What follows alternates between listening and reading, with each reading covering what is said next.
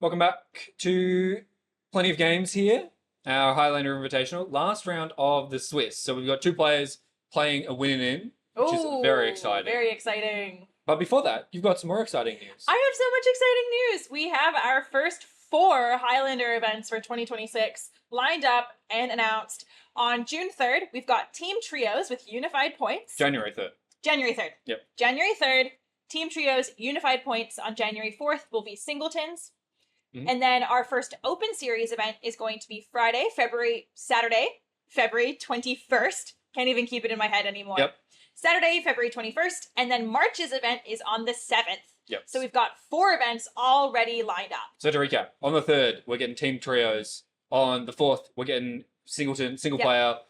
The 21st of February is our first open Yes. event of the series for next year, and then the 7th of March again. Exactly. And we've changed the structure a tiny bit. Every player that wins an open series event gets an invite to the end of year event. Points Yep. will still matter. So points are still important. So Yep. you can still qualify without winning, but all of the winners will get a guaranteed seat at the end of the year. Great. We're going to head down to our match. Two players playing. We've got Richard Owen back again on the top, playing Grixis Delver with a Lurus. And on the bottom, Hanbin Joe, who is playing Blue Moon. Yay! Another Blue Moon player. So Hanbin started off there with a Gitaxian Probe, which is where you see Richard's hand face up there. There's an Owl, there's a Force of Negation, Cling to Dust, and Unearth. Some good ones. Mm-hmm. I'm trying to figure out is that him to Chorok? There's him to Turok surveilled into the graveyard. I was saying, how did that end up in the bin? Yep. Surveil land. Wan Shi Tong Librarian. Interesting. What do you think about like a Wan Shi Tong in this position? Like, there's, a Steam Vids and now there's like an open-faced fetch. But prior to that, oh, and Holy Heat. It is very interesting, right? I think I favor getting it in play. Once your opponent knows about it, you're not going to surprise them with a fetch land. You're not going to be able to catch them off guard. So it is interesting to put in play while your opponent is tapped out, while they're less likely to be able to counter it, and also has the Force of Negation. And we could see that Richard considering whether he wants to fight over that or not. Do you think Wan Shi Tong, like based on what we've seen of that card so far, do you think it's worth a force? It's so difficult. I think probably not, because Richard will know this matchup. He'll know that Hanbin has some really powerful non-creature permanents that change the whole game. You really don't want to spend your Force of Negation on that Unholy Heat just to get hit by a Back to Basics or a Blood Moon the next turn, you know? I would like to point out that, like many other Grixis players, there are only 2 basics in Richard's deck, and it is predictably a snow-covered island and a snow-covered swamp. Yep. Grixis players yet again electing not to run the 1 basic mountain. Yeah, that is really interesting. It almost feels like a hangover from when the only moon effects were the red ones. Yeah. So you thought, well, I don't need a basic mountain. All my lands will be mountains. Yeah, at some point I'll have plenty of Yep. red mana. But not the case now. We do see sometimes these Grixis decks getting caught out without the basic mountain. Also, mountain just not the most useful land for them. There are more black and blue spells in the decks. So I definitely have found cutting them off of mana still really important. Not being able to have them resolve a Pyroglyph, or not being able to have them resolve Expressive Iteration, or Chain Lightning, or Lightning Bolt, any of their like incidental burn spells, super, super impactful. yeah, absolutely. So both these players at 3-1, they've got clean win and ins. If they win, they'll be a high seed. Lose gets pretty dicey. They'd have to be relying on tiebreakers. We probably wouldn't expect them to get in. However, a couple of players have already locked up their top 8 berths. Chifley Cole on Reanimator, Brennan Crawford on Storm. Wow. They were 3-0. They shook hands last round. And here we do see that Blood Moon. Blood Moon, Blood Moon, Blood Moon. Force of Negation, pitch, counterspell will actually resolve. Wow. So we get to keep playing the game. All right, Richard can still cast spells. for now. So Chifley and Brendan, they're locked in. And then after that, there's a whole pile of 3-1s. Kyle Gibson, we saw him on sort of a Lands Nadu deck. He's 3-1. Michael Billinghurst, we've seen him. He's on Blue Moon at 3-1. And then Hunbin, 3-1. Tom Clift, he's on, we're calling it Gwixis. Gwixis. Gwixis. I thought that was a joke when we were updating deck names last night and I was looking, I took a screenshot and went, surely this is a misspelling. You're like, no. Grixis splashing white. And I was like, oh. Yeah. Well, So he's 3-1 as well. Richard, we've got on stream, he's 3-1, and a couple 2-1-1s as well. Nathan Smale and Kieran Tierney on Walks and Mardu, respectively. So still a lot of players live for top 8, I would say. There's sort of 9 clear players, but then possibly an X2 will get in as well. Interesting. Only This is 2 super lots. I'd tense. say. It is. This is the exciting round. Well, and this is what we've wanted to see in the series, right? Mhm. This is the 24 out of 125 total Open Series players. And this is the, cream of the crop. Yep. Creme de la creme of Highlander players who've battled it out. Some have overshot on their points maybe a bit. Richard. But it's super exciting to see kind of, the top end and high caliber players. Like, all of them are here in this room playing right now. Yeah, absolutely. If you've been following all year, none of these players will be new to you. Yeah. A lot of familiar faces, familiar names around the top, which is exciting. Frankly, the most surprising thing is Richard not on Storm. I know. We really appreciate that the committee decided to add some points to the deck so that this event could be new and exciting and not just Richard crushing everyone on Storm yet again. Well, and the only change was Lotus to 5, right? Like, that was really the only change for that deck. Tezzeret to 1 and Manavolt to 2 also with the deck. Okay. So about 3 points. Wow. Not to mention the sideboard of Deadpool and Baragoyf that Richard was running. So we worked out Richard's deck list got about 5 points. Holy moly! Is Richard the kind of like boogeyman of Highlander right now in that way, or like Melbourne Highlander? He certainly was before this. Yeah. I mean, and not just here. He went up to the Sydney event, nearly won a Lotus a couple weeks ago. This is true. Definitely has been putting up results. We're going to see him buy a Lurrus here. Put that card straight into his hand. Buying Lurrus, and we can see both the snow-covered island and the snow-covered swamp as well. Consult the star chart meets a Spell Pierce, and that is just so brutally efficient. Because that was a kicked consult as well, so Hanbin would have been looking at 4 cards taking 2. Yep. And Richard says, no. You can deal with what cards you currently have in hand. Anytime you get to cast a Spell Pierce on a 4-drop, you feel incredible. Oh my goodness. When it lines up, because Spell Pierce, and we see this in Standard sometimes as well, like, Spell Pierce becomes one of those bad counter spells. Yes. When it just doesn't do anything, and it just becomes a, would you like to pay, 2 more for your X mana spell? Like, it just becomes a question of, hey, you're casting a stock up, would you like to pay 5 when it gets really late into the game? And sometimes the answer is, yeah, 5 mana look at 5 is actually fine. Yeah, it falls off really quickly. Mystic Sanctuary here for Hanbin is going to let him rebuy one of those spells. And it's going to be the Consult. It's going to go back on top. Again, every card is better when you can play it twice, which is why 4 of formats exist. Oh, and it's a Chase the Mind Sculptor. Yippee! Ooh, boy. And a Tameo. Whoa-wee. So That's a pile of points. That is... Well, Jace not pointed anymore. It's not pointed anymore. Not pointed. In my head, it was 1. No. Tameo did go up to 2 recently, though. Tammy went up to 2. This card's pretty good. 1 mana Planeswalker, see? Do you think in this situation, like, the points are balanced between those two? Like, Jace being, wow, and Richard says, yeah, fair enough. Richard says, I cannot beat 2 Planeswalkers in play at the same time. Let's just go to the next game.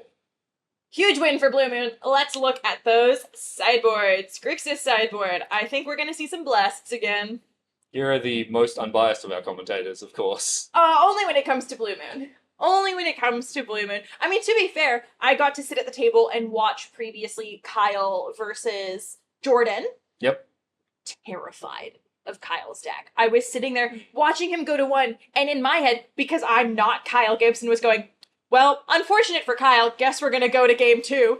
And then he just absolutely turned it 100% around and 2-0'd cleanly. I was just sitting there like the little stuffed fox meme of just like, oh, well, that's unpleasant. And I was listening to them discuss afterwards that if Jordan hadn't played the disruption in the way that he had, that game would have been over on like turn 2 or 3. Yep, that's the way this format goes sometimes. It can be very fast. All right. Let's come on back to bring you back into the booth and chat for a little bit. Ian and Kira here as we head down the stretch. Round number 5. Very exciting. Go through those standings one more time. So, ooh, let's look at the standings. A lot of these players will be familiar to you. At the top, Jiffley Cole. We haven't actually managed to get him on camera. He's playing Reanimator, which is a really good meta pick. I was talking to Okay. him earlier about this. One of the quirks of this tournament is that it's a small tournament, only 24 players. The 24 players, we knew who they were beforehand. All the players knew who they were. And not only that, but they're all regulars. They've all been playing these events all year. They've seen what decks each player Yeah. plays. And Chifley told me, he said he expected a lot of things like Nadu, these sort of creature combo decks. And he said, I'm going to go faster. Those decks' natural weakness, Time Walk as well. There's only one Time Walk player here, but a few others who are known for being Time Walk players. So he said, I'm going to take a faster combo deck. And so he's brought Reanimator. He's 3-0, got a draw last round, locked in now. Yeah. And I have just been informed by our wonderful Jimbo that Richard and Hanbin have ID'd for the rest of this round. But we can walk you through kind of what we've seen this year. We can go over a little bit again, kind of the points that we're seeing in this tournament. Yeah. Let's run you through a few things that we've seen this year. Let's look at our metagame breakdown. Absolutely. Whoa, So that graphic is so pretty. it's beautiful. It's incredible. I wonder who made this graphic. Jimbo said he made it, and I'm really impressed. Wow, I'm so impressed by Jimbo. No, of course, Kira made these wonderful graphics. It's like being at Worlds. It makes me feel like I'm commentating Worlds. I tried really hard. So 6 Nadu decks. Few different varieties of that. We had 2 of them are like lands focused. We saw Kyle, so he's got, Fast Bond, Strip Mine, not Crucible of Worlds, but Ice Still Explorer, those kind of cards. A couple of people playing Flash. Mm-hmm. So Flash, Protean Hulk, go find all your Nadu combo like that. Blue Moon. We've seen multiple Blue Moon players. Yeah, They're doing go. really well. And as expected, Blue Moon, quite good into Nadu. Mm-hmm. Pretty good into Grixis as well. Their mana base is not that great. So really well positioned. A lot of, really strong players playing every deck. But the Blue Moon as well. Grixis, it's always here. Grixis is not going away anytime soon, no matter how many times the committee points things. They got like 4 points this update a week ago. Oh and gosh. still players here playing we are. Grixis. We've got someone in chat saying this list needs more breach, which I think is something you'll agree with. I agree. I'm sad that there are no Breach players here. I don't know what to tell you. I went out, I showed everyone Breach was good. I top eighted the Invitational in Sydney a few weeks ago. No one believed me. Everyone's still not playing Breach. I don't know what I have to do. Next year I'm going to get out there. I have to just go out there and show them, You have to do all the hard work yourself. You have to go out and show them. No one else is willing to play the bad decks, so I have to. Let's talk about this Grixis as well, because I think that's a really funny one to include on here. Grixis, and you pointed out in our commentary chat, this actually kind of is a little bit misrepresenting that it's kind of Jeskai splashing black and also Grixis splashing white. There's a couple decks here. So Tom Clift, who is currently 3-1, so we believe playing for top 8. I think he's still playing, didn't get a draw. He's really playing Grixis. He's got a splash for Leyline Binding, Swords, a couple of those really efficient white spells. On the other side, we've got Itai. He's basically playing Jeskai Control with a splash for some of the really efficient black interaction and Opposition Agent in the main deck, which is a really powerful card when you look at this pile of Nadu and a Time Walk. So those are sort of 2 different decks. We categorize them together. They're the same colors. There is a lot of overlap. There's a lot because a lot of the good interactive spells overlap, but 2 slightly different decks. Likewise with the lands, there's actually a Selesnya lands and a green-black lands here. Yeah. How do you kind of delineate between, the green-black, the green-white? It's difficult. It comes down to how many slots we have on the metagame breakdown slide. No, I mean, there's a lot of common things there, right? The Fast One, the Crucibles, a lot of the land shooters. There is a lot in common, and it's whether you supplement that with Vampire Hexmage, Demonic Tutor, or whether you want to play Bright Class Gear Hulk and those white cards. I see. You were playing Volti Fight Night last night? I was. Were you on food? I did play food. Did you crash Moto? Yeah, very close. I played a food deck. We saw Volti on stream playing this deck recently.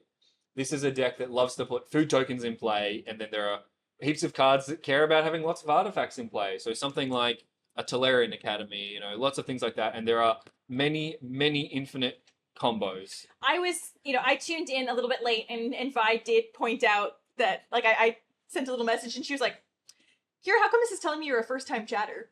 And I was like, whoopsies! But I tuned in to the end of Richard's match, and then I also got to watch you play Foods, and I got to just watch the really funny, the status, update bar on the side of MTGO that, explains, what happens, and I just got to watch it go, brrr, as it was making like insect tokens and everything. So what happened there was I had an academy manufacturer in play. And this is a card and it says, if you would make a treasure, a food, or a clue, you make all of three them. instead. So that's pretty good, right? Yeah. Like, that triples the tokens you're making. Pretty nice. When you put another one of them in play, they stack multiplicatively. Did you have a Spring Heart Nantuko I sure did the- put a Spring Heart Nantuko on. on So the then, Academy Manufacturer? so then you make the second one. And now if you would make one of them, you make three. But for each of those three, you make three. Oh, it's So exponential. It is exponential. So now instead of making one token, you make 9. Oh and I my did this. goodness. I put 2 in play. And I said in chat, I said, I could make the third one. I'm not going to because it'll crash Moto. And Volty on stream called me a coward. So I put the third one in play, and then Moto crashed. Unsurprised. I got to make one thing. I made one token, clicked through a bunch of replacement effects, and suddenly my board exploded as 81 permanents were put in play. I clipped that section as well, and I tried to label it only cowards do this, and then Twitch said that's mean. You can't call this you can't say cowards in a VOD clip. So I got to see Volty playing earlier today. I was just watching one of the matches as she explained to Mulch how her combo worked, as she was making so many which is hilarious for Vi to explain that to Mulch, the Nadu player. I mean, Mulch was playing Nadu, so he just got to watch, but I'm sure he's done similar, having to explain all the different interactions and loops. And I'm going to draw my deck and I make 3 treasures each time I do it, and the blah, blah, blah, blah. You're dead eventually, don't worry. Yeah. We've got a chatter in here saying 24 decks only. Indeed. And yes, this is only 24 decks today because this is the Plenty of Games December Invitational. This is the culmination of the Open Series that we have run throughout this year, where in total there were 125 players that participated in an Open Series event, at least one, over the course of the year. And the top 24 players, points-wise, have been invited to this ultimate event today. So that's why there are only 24 decks on the metagame breakdown, because there are only 24 players, but these are, as we've said, the best of the best players that we have brought, who have absolutely tested their mettle, shown their strength, put up, have earned their points, and also Richard is here. He is. We are getting another match set up, by the way, in the background, so we will have that in a few minutes. But for now... Ooh, do we want to talk about pointed or unpointed cards? Well, I was going to say we've alluded to the man himself. We've alluded to the man himself. Richard Owen is your overall points leader for this Open Series event. Richard accrued 191 points over the series. And second place was about how much? 170. So he leads by more than 21 points, I believe, is the breakdown on it. A very solid lead. I kept track of these stats over the year. Overall, Richard won 40 matches and lost only 13 and drew 9. And I'd like to shout out and thank you, Richard's wife, for sending us this photo when we asked for a photo for the player slide. It's excellent. It's perfect. Thank you so much. This also means that Richard had a 64% win rate average over the entire series, which is incredibly impressive. And that number is derived from 40 plus 13 plus 9, and then it's 63, whatever it is, and then 40 divided by that number. Yeah, so hugely successful. Saw him in the top 8 a lot. The running joke was we didn't put him on coverage during the Swiss rounds of any of these events. Yeah. Because we knew we'd have him in the finals anyway. The other thing to hear with this win rate, the matches that were drawn are all IDs. So they're not genuine, they're draws, but it's not, because he couldn't have won them. It's because these are all going into the IDing into top 8. And I would say Richard as well is known, I would say, for not taking IDs in spots where he could. Yeah. Because sometimes he just wants to bash the pairing, and he's so confident, Which also means that if you just divide 40 by the 53 matches in total, he has a 75% win rate. That's insane. Yeah, and you'll notice there the storm count is infinite. Yeah, and no shops today, which is interesting. Yes. We have a few well-known shops players who play here, but none of them in attendance today. And I think shops is very much a deck that you're either a shops player or you're not. Look, if you're going to commit to playing Mishra's Workshop and owning a Mishra's Workshop, you got to be a shops player through and through, right? Notable shops player Trent Clark is not here today. No, he had to go work, unfortunately. He's off at... Collectorama. There you go. Collectorama Melbourne. Thomas Bott, another well-known bot player. player. That's always my favorite thing. Yeah, perhaps the most well-known. He, also not here, didn't get to as many open events, perhaps, as he would have needed to. And also, frankly, is busy. He was at the World Championship last weekend. So I'm not even sure if he's back in Australia yet. He was a bit tied up. Yeah, slightly busy playing other Magic. Well, we've got our next players down on the table. They are. So we've got Tom Clift on the top. He's playing Grixis. Grixis. And on the bottom, Nathan Smale is back. We saw him last round, actually, playing Walks. So this is a really interesting matchup. Expected to be very back and forth. Very interactive. Nathan can threaten an infinite combo, but it is difficult. Yeah, for sure. Well, like in Walks, again, similar to Mishra's Workshop, if you're going to invest in a Time Walk, you may as well play it. Whether, whether it's like any 5-point card, right? Whether it's Ancestral Recall, or it's Black Lotus, or it's... I just thought of another one that left my mind. Time Walk. Yeah, Time Walk. Yeah. The one that I was talking about that I then forgot. Yeah, absolutely. Yeah, those are... I mean, and the thing about those cards that you'll see in common with all the decks that play them is they're not trying to play them once. No one's trying to play their 5-point card once in a game. What is it? They're not trying to play it fairly, which is why it's 5 points. Correct. If Time Walk, like, honestly, if Time Walk exiled itself when you cast it, it wouldn't be a 5-point card. It'd be still some points, for sure, but not 5. It would certainly be an amount of points. We have found out as well, Nathan has won game 1 of this series. Yep. We have pulled these players up, so it is currently 1 game in Nathan's favor, and they are going to game 2. Yeah, absolutely. So this Time Walk deck, it is actually one of the interesting things about this deck is if you can snipe the Time Walk with, a graveyard exile spell or any way of exiling it, the deck is a lot worse because so much of the deck is built to find and then recur and repeatedly cast Time Walk that once that's gone, the deck becomes sort of a mid-range value deck. We've got someone commenting the work that Nathan did to get the near mint Time Walk to Australia means he can never not play it. Fair enough. If I owned a near mint Time Walk, I would play it at every opportunity. If you're going to put the effort into acquiring the piece of power, you may as well always play it. This is why I play Breach so much. It's because I own a foil Japanese Lurrus and I can't not play it. Yeah. I did recently acquire, it wasn't in the system, but it was in the drawers. I got a Japanese alternate art Narset from War of the Spark, and she's so pretty! Very pretty. Is that the stained glass one? Or no, the anime one? Not the stained glass one, the anime one. Very Look, nice. and I am not one to be super in love with the anime art style. Like, most of the time, I'm like, this is a little bit, it's a little bit tried. It's not my favorite thing. But occasionally you see an anime Narset and you go, wow. She's so pretty. She is pretty. And she says that your opponents can't draw more than 1 card. We saw a bird Narset earlier today from Michael Billinghurst. We did see bird Narset earlier today. It's true, I do not have a foil LED, as someone in the chat is pointing out. It is foreign, though. Oh, foreign LED. I don't remember which language. My Breach deck is in about 6 or 7 different languages. Oh. Most of which I cannot read. Interesting. I will say my wish list, because I, am a relatively new player into the scene, and especially getting into a vintage format like Highlander. Oh yeah. Even if I've been playing for like 7 years, I don't own vintage cards. No. But, my current wish list goes like Tabernacle, Candelabra. What was the third Tabernacle thing? says a lot about you as a person. Hey. That's the top. You know what it says, Ian? You know what it really says? It says there's too many people playing Nadu.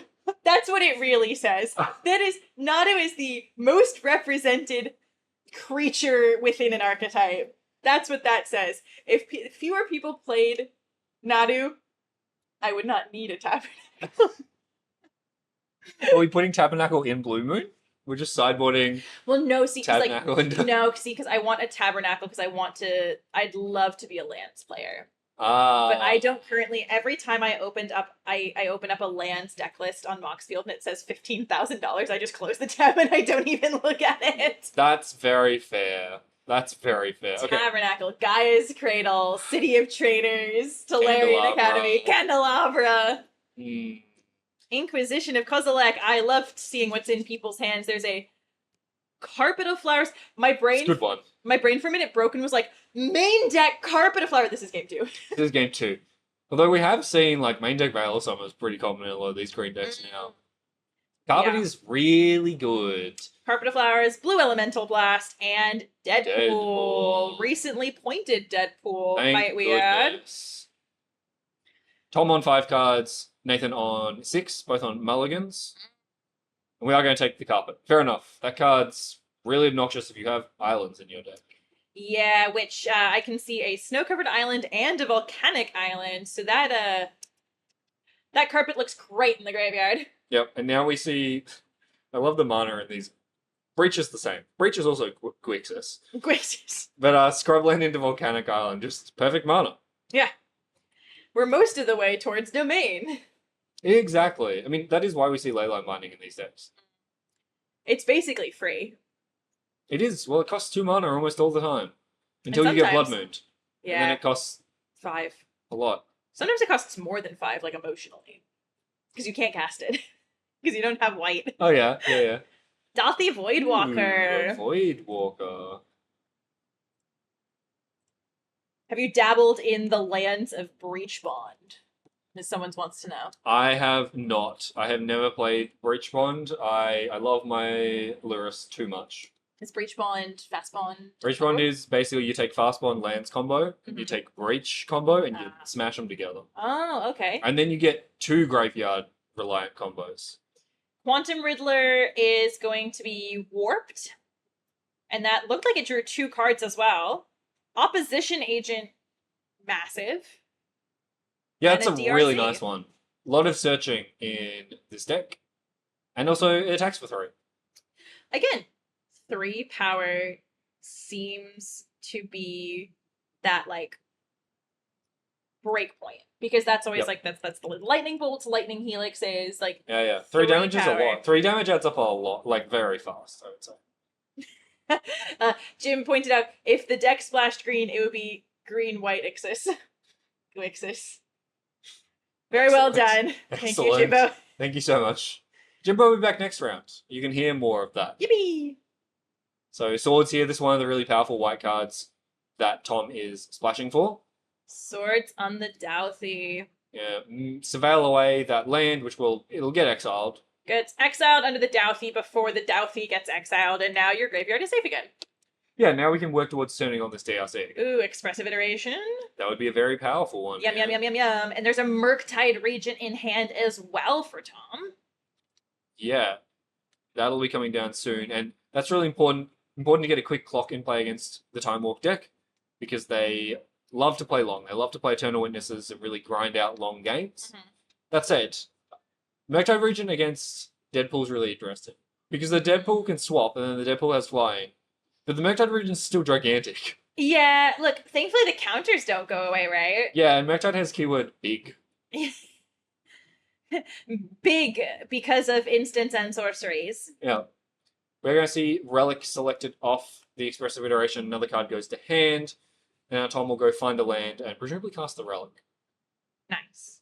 I assume that it looks like it's already on the board. We're kind of shortcutting a little bit. Yeah, it also just gets exiled, so you would often put it face up in play anyway off the Expressive Iteration, but probably Tom has already said, yeah, I'm going to cast this. Yeah. And there we go. We see it. Surveil again. Surveil again. Surveilling is good. DRC is the best surveil land I've ever seen. Currently on Instant Sorcery land, I believe. So, don't quite have 3 power yet. But we could. And there it is. So in for 6. In for 6s. The temptation to go in for 6/7. Brain rot. Brain rot. Sorry that I've broken you for that one. That was bad on my part. That was... I really enjoy how you and Alec have very different flavors of breaking me. Yeah, it's definitely not the same. Whoa, okay. Timeless Witness. Timeless Witness getting nothing. We got a boo. A boo. Yeah. I'm sorry. You don't sound very sorry. Well, see, it's really funny because you know Ethan. Oh. You know. Oh. We got Corey Steelcutter, and I think it's gonna be followed up by Murktide Regent. Out. Pretty good second spell. Hey, that's pretty good. That's pretty nice. We Gen did Z see earlier showed today. I am not Gen Z. That's the worst part. I am Gen Z. No way. I am. Gen Zs are born from 1995 through 2010. Ew, are they?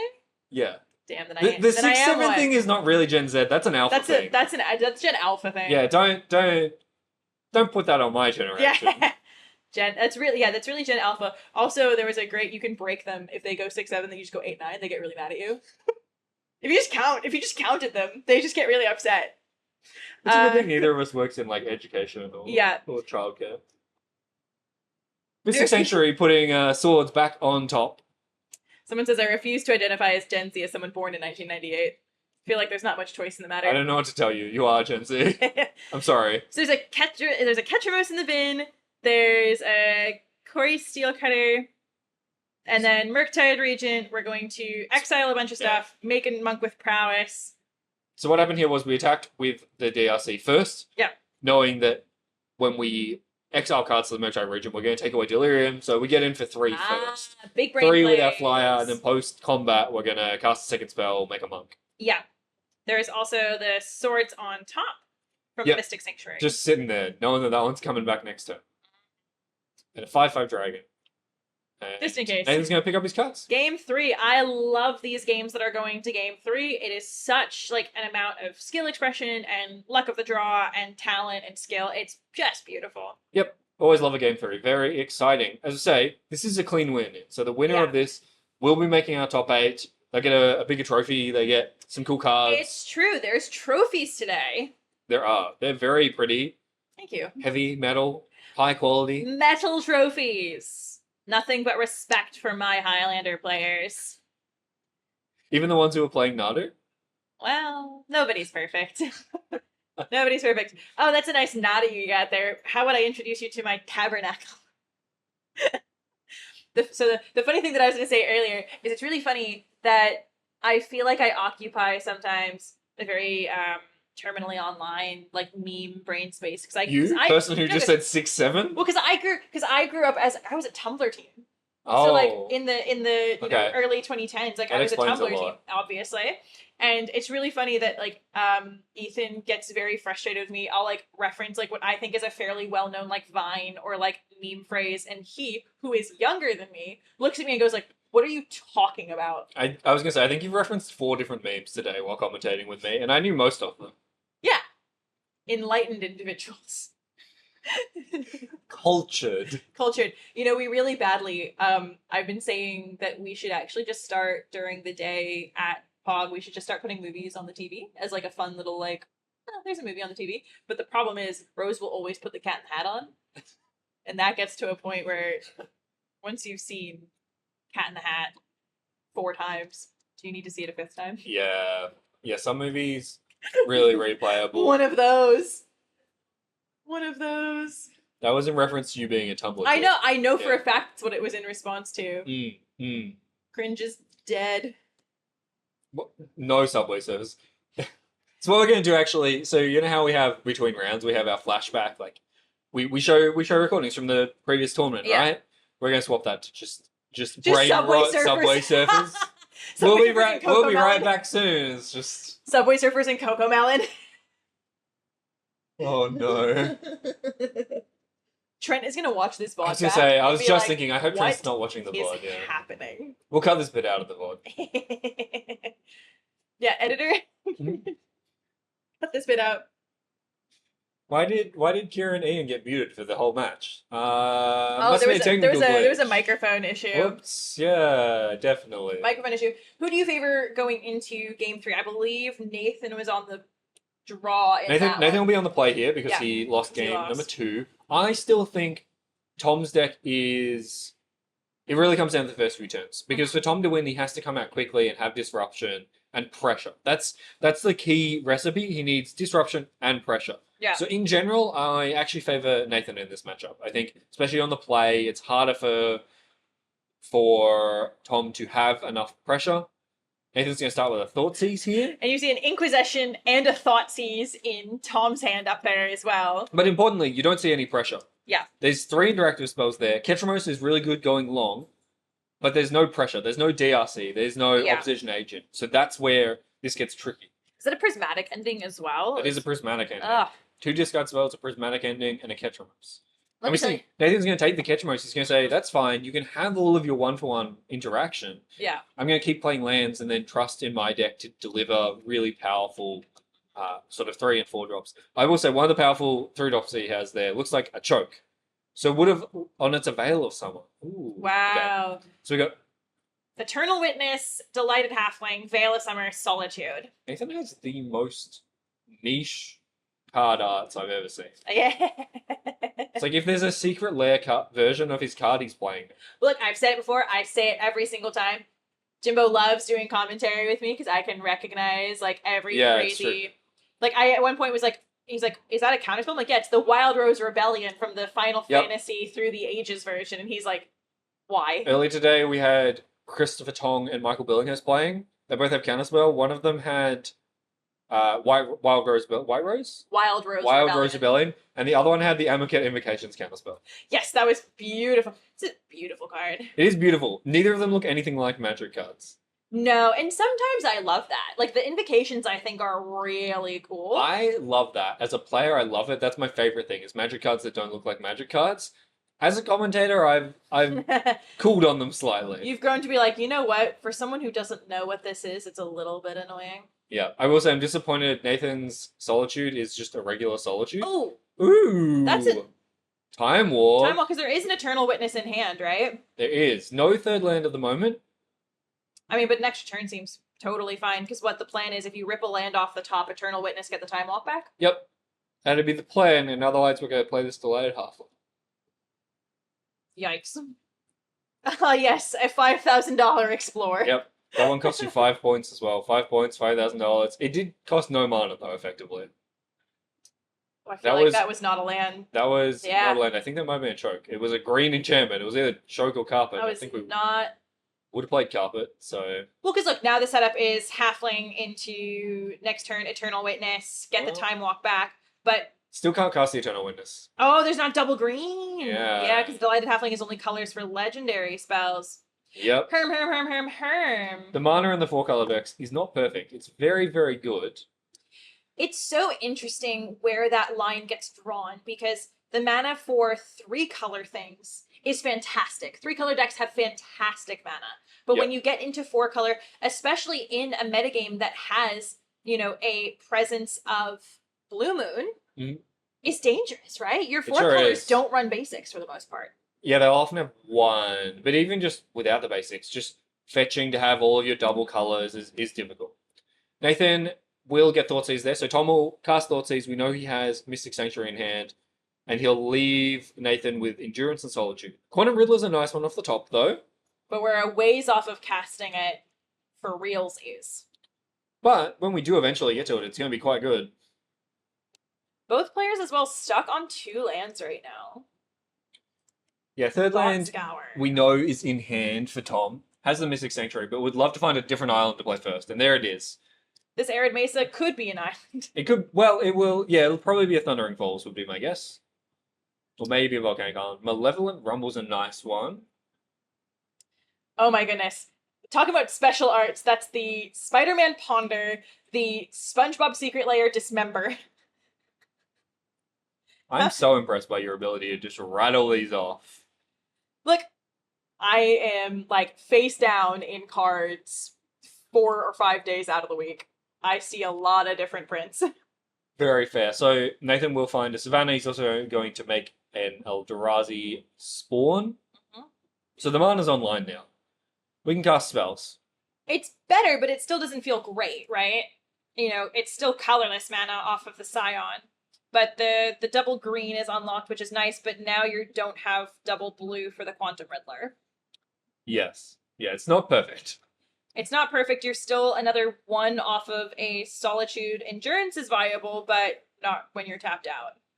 But we might just see the 3/4 come down, disrupt Tom's graveyard at some point. Especially that Mystic Sanctuary is now going to be able to get back a spell, which is very powerful. Players just double checking life total 16 to 17 is how it currently sits. Ooh, 13 to 17? Was that 13 for Tom? It does appear that players are 13 to 17. Must have been some extra damage taken there somewhere. Mystic Sanctuary land for turn. What do we get back? Because there is a red Elemental Blast, it looks like, in there, but you still also have what? Is it instant or sorcery? Instant or sorcery. Sorcery. You've got Prismatic Ending, you've got Thoughtseize, you've got Duress. Not Duress, Inquisition. some different options here. Depends on how badly, I suppose, like, you value seeing... Chooses not to put anything back. Besides, actually wants a random card. Says, none of the spells in my graveyard are better than a random card off the top. Baleful Strix. If neither of these two cards... This is, like, the third, like, card in a row that Nathan's ripped that's not a land. Mm. Yeah, that's 2 spells, it looks like, in hand. So 4 spells in hand, plus the Warped Quantum Riddler. Yep. Tricky. Plenty of things to do, just not the mana to do it, whereas Tom has the opposite problem. Too much mana, not enough to do, because that's going to be Flooded Strand and Pass Back. Finally, another land for Nathan. Baleful Strix going to get in for 1. And now I feel like, you know, the open information of Endurance and Solitude and Quantum Riddler, it starts to get a little bit tense. It does, yeah, and so many options as well here for Nathan. And this is where his experience will come into play. He will have played against Grixis a lot. He'll understand how to balance sort of getting value from his creatures, from his spells, threatening sort of backdoor combos, that kind of thing. And we are just going to see the Endurance come down here. Still in Nathan's end step, I believe. Or an upkeep, in fact. So we're going to shuffle away that graveyard. These Grixis decks have a lot of graveyard reliance. We've seen that. We saw Murktide Regent. We saw Dragon's Rage Channeler. Tassier. Yep, so many options. So just going to reduce the graveyard there and reduce Tom's ability to play a lot of those cards. Yeah. And it's also a 3/4. It's true. Look, again, 3/4s. Yep. They're good. Ooh, Philia is the last card in hand. That's a really good one. Wow. Philia flickering either Endurance or Baleful Strix going to be good, but that Philia is going to get bolted. Oh, does that chain? That's Chain Lightning. Nope, that is Lightning Bolt. Dang it! Why is the art so similar? I know. Lightning Bolt takes out the dog, so no flickering, Baleful Strix. But still 4 power in play, a 3-turn clock, all while there's still a Quantum Riddler in Warp, a few spells. We got a lot of options here. Emperor of Bones can also exile the Philia. Yeah, we could try and get Philia back. We could just take the Lightning Bolt. Yeah. Few different options here. Bolt is a bolt. Chain Lightning is a series of bolts. Yes, exactly. Sword's going to take out the Emperor of Bones before it can eat the Lightning Bolt. Well, there's one of those white Grixis cards that we've mentioned. Yeah, exactly. And you sort of see it with Tom's deck. Mostly a Grixis deck, but some of the white cards are just so powerful. It's worth, in Tom's mind at least, the splash. That's me. Bobble targeting himself. Doesn't like what he sees, so he's going to crack the Verdant Catacombs and shuffle it away. Yep. And then we'll get to draw a card in Nathan's upkeep. But he's really behind the 8-ball now. It's just the pressure from these creatures. You have to remember, the Strix came in and drew a card. The Endurance came in and messed with Tom's graveyard. So both of these cards had some value on the way in, and now the body that's left over is just creating pressure. Having power on the board will close out a game. Yeah, it turns out you don't need to do anything fancy. Just attacking with creatures is pretty good. Spider-Man? We're going to see Ephemerate on Baleful Strix. I'm glad you recognize that Ephemerate. I sure do. It's a Spider-Man Ephemerate. So just flickering the Strix there while Tom has no cards in hand. I mean, now as well, with the 5 mana, you can just hard cast a Solitude later, or we're going to do something else. Grist the Hunger Tide is going to be the get instead. That's pretty nice. That's a really powerful Planeswalker. Yeah, it feels like a lot of people play very powerful Planeswalkers. Tom sees the writing on the wall. That's a handshake, and Nathan is going to take that one down 2-1, and that is a win and in for top 8. Yep, so we will see Nathan in the top 8. Woo. Tom maybe can cross his fingers and hope with some breaker math. We'll have to see who's there.